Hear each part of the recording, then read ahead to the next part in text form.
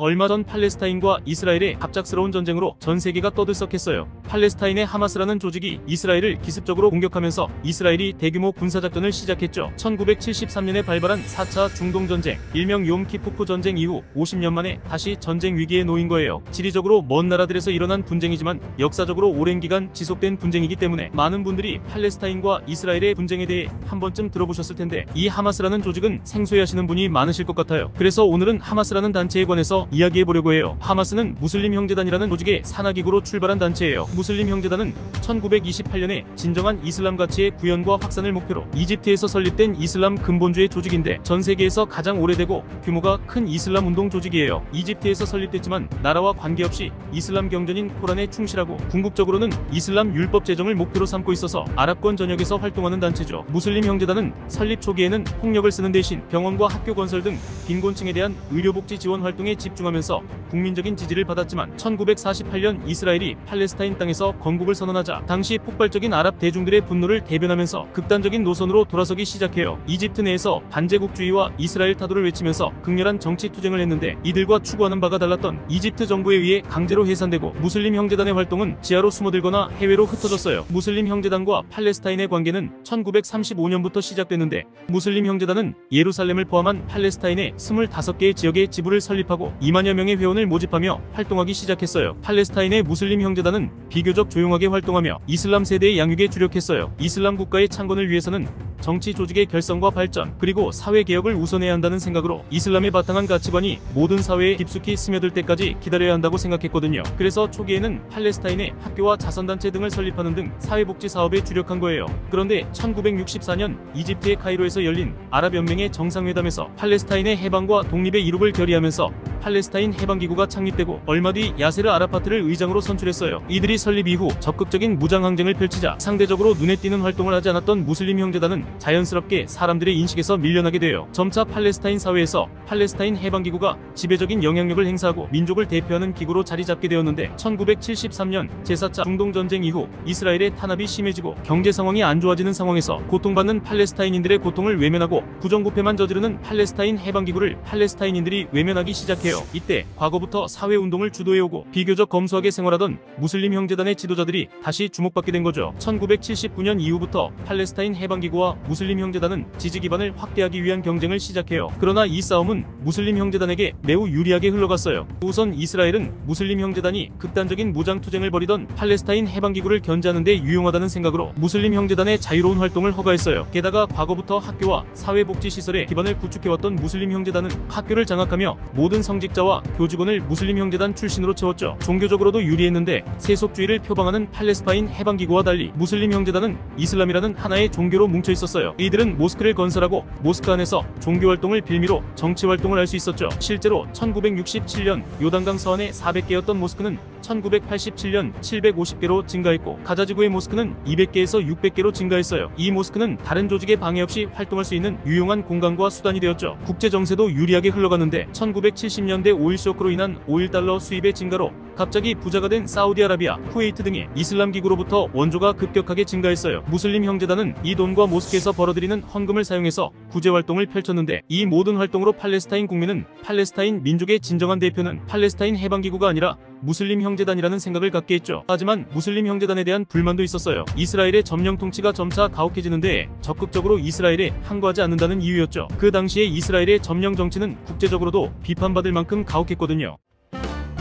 4차례에 걸친 중동전쟁으로 점령 지역이 계속해서 변화하긴 했지만, 이스라엘의 계속된 전쟁 승리로 팔레스타인인들의 거주 지역은 가자지구와 서안지구로 제한되었어요. 하지만 원칙적으로 팔레스타인 구역인 이 두 지역도 사실상 이스라엘이 관리하면서 야금야금 땅을 빼앗아가기 시작했죠. 이스라엘은 분쟁 지역 전역을 자국의 영토로 편입하려는 목적을 가지고 토지 강탈 정책을 펼쳤는데, 가장 먼저 한 조치는 팔레스타인 난민들의 귀환을 제도적으로 막은 거예요. 1948년 이후 살던 땅에서 쫓겨난 팔레스타인인들은 대부분 난민이 되어 나라 밖으로 쫓겨났습니다. 쫓겨나거나 주변국에서 투쟁을 이어가는데 한번 나간 팔레스타인인은 다시는 집으로 돌아오지 못하도록 법제화했어요. 게다가 부재자 재산법을 만들어서 팔레스타인인들의 토지 몰수를 법적으로 정당화했죠. 반면 유대인에 대해서는 귀환법이라는 정반대의 정책을 시행했는데 모든 유대인은 새로운 이주자로서 이스라엘로 돌아올 권리를 가지며 완전한 이스라엘 시민권을 받는다라는 내용이에요. 이 과정에서 생겨난 난민을 유엔은 76만 명으로 추정하고 있어요. 다음으로는 팔레스타인 구역으로 약속된 가자지구와 서안지구 안에도 유대인 정착촌을 건설하기 시작해요. 기존에 거주하던 팔레스타인인들의 경제 상황을 이용해서 거주지를 헐값에 사거나 불순분자로 몰고 지역을 개발한다는 등의 이유로 살던 집에서 쫓아내고 유대인만 거주할 수 있는 정착촌을 건설한 거예요. 이러한 정책을 꾸준히 펼쳐나간 결과 1988년 서안지구 토지의 55%, 가자지구 토지의 30%가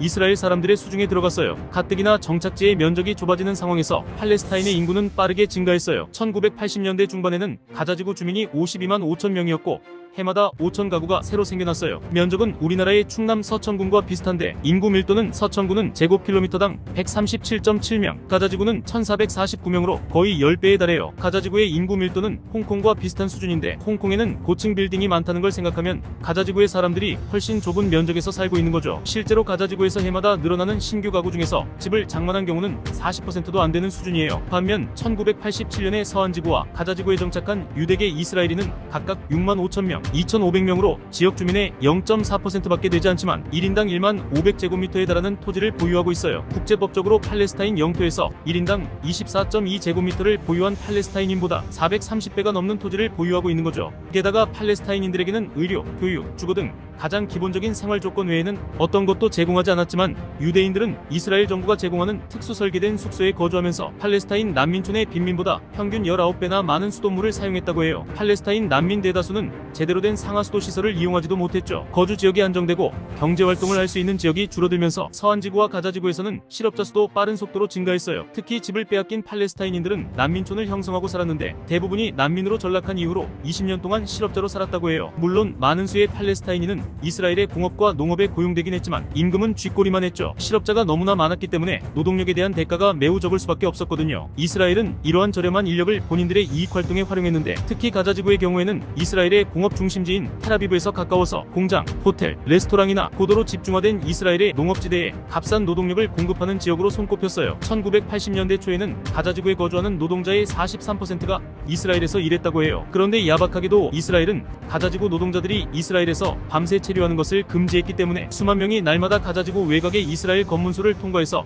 멀리 떨어진 직장으로 출퇴근해야 했어요. 가자지구는 텔아비브에 노동력을 공급하는 수용소에 불과했던 거예요. 게다가 이스라엘은 팔레스타인인들의 노동조합도 인정해주지 않았어요. 이러한 이유로 1977년까지도 서안지구와 가자지구 노동자의 평균 임금은 이스라엘 노동자 임금의 40% 수준에 불과했고 1987년에는 이스라엘인의 평균 소득이 가자지구보다는 10배, 서안지구보다는 4배 많았다고 해요. 그런데 이러한 상황은 오히려 이스라엘 경제에 큰 이득이었어요. 1981년 자료를 보면 11만 명이 넘는 점령지의 노동자들이 일을 하기 위해 날마다 이스라엘로 출퇴근했다고 하거든요. 이스라엘 사람들이 하기 싫은 더럽고 힘든 일들을 모두 해줄 저렴한 노동자가 넘쳐났던 거죠. 게다가 통제도 매우 엄격하게 했는데 정착촌의 출입을 통제하고 밤낮으로 난민촌과 마을을 순찰했어요. 그리고 교육기관과 사법기관을 관장하면서 독립적인 팔레스타인 조직은 모두 금지했어요. 팔레스타인 국기를 내거는 것도, 불온서적을 읽는 것도, 허가 없이 기자회견을 하는 것도 모두 불법이었죠. 이러한 이스라엘의 억압과 횡포는 팔레스타인의 저항을 불러왔는데 1982년부터 1987년까지 한 해 평균 3,700건의 시위가 있었다고 해요. 이런 시위는 대부분 무자비하게 진압됐는데 많은 학생이 이스라엘 군대에 살해되거나 중상을 입었어요. 수천 명의 시위대가 체포되거나 구타당했고 수백 명이 행정처분만으로 구금되고 수십 명이 추방당했죠. 이러한 상황에서 이스라엘의 폭정에 시달리던 팔레스타인의 분노가 폭발하는 사건이 발생해요. 1987년 12월 8일 이스라엘 군대의 탱크 운반 크레인이 아랍 노동자들을 태우고 가던 자동차 대여를 덮쳐 승객 4명이 사망하고 7명이 중상을 입은 사건이었어요. 죽은 사람 가운데 3명은 인근 난민촌에 살던 사람들이었는데 이날 밤에 열린 장례식에 거주민 1만 명이 참석하면서 시위로 발전해요. 이 시위를 인티파다라고 하는데 우리말로 민중봉기죠. 수만 명이 금지됐던 팔레스타인 국기를 흔들면서 시위에 참여해요. 어린 학생들도 거리로 쏟아져 나와 바리케이드를 세우고 이스라엘군을 향해 돌과 병을 집어던졌죠. 이스라엘은 군대를 파견해 강경하게 봉기를 진압했는데 봉기가 시작된 지 열흘 만에 팔레스타인인 27명이 사망했고 250명 10명 이상이 다쳤어요. 가자지구 밖에서도 이스라엘의 팔레스타인계 아랍인들이 점령지 주민들에 대한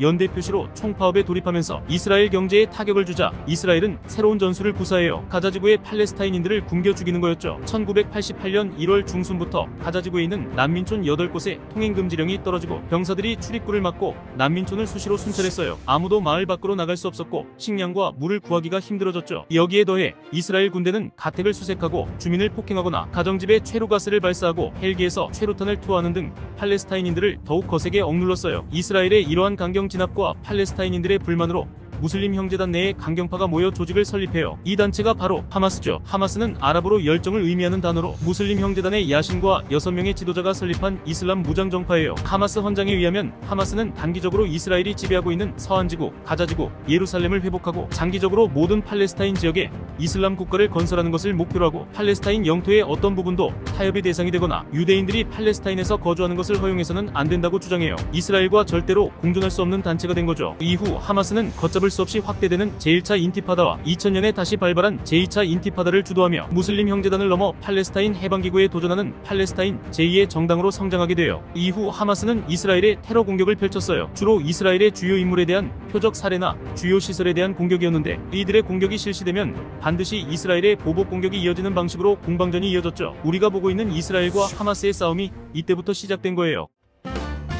반면 그동안 무장항쟁을 해오던 팔레스타인 해방기구는 온건 노선으로 전환하여 이스라엘 정부와의 협상을 모색하기 시작했어요. 1993년 9월 13일 팔레스타인 해방기구의 의장 야세르 아라파트와 이스라엘 수상 이츠하크 라빈이 노르웨이 오슬로에서 평화협정을 맺고 팔레스타인에게는 땅, 이스라엘에게는 평화를 내용으로 하는 두 개 국가 해법을 추구해 나가기로 합의해요. 하마스는 팔레스타인 해방기구의 이러한 행보를 강력하게 비난했는데 이 협정이 이스라엘의 주권에 대한 인정이자 중동 전 지역에 대한 자유로운 활동 보장이며 이스라엘의 점령군 통치에 합법화라는 내용이었어요. 민족의 원수인 이스라엘과 합의를 하는 팔레스타인 해방기구의 모습은 많은 강경파들의 반발을 불러왔고 팔레스타인의 유일한 대표기구로서의 정통성에 문제가 제기돼요. 그래서 하마스는 2004년부터 팔레스타인 지방선거에 본격적으로 참여하기 시작해서 2004년 12월 가자지역 그리고 2005년 5월과 12월 서한지역에서 실시되었던 지방자치 선거에서 선전했어요. 특히 하마스는 가자지역에서는 총 118석 가운데 77석을 획득했는데 팔레스타인 해방기구의 주요 당인 파타당은 26석을 얻는 데 그쳤어요. 2005년 12월 지방선거에서도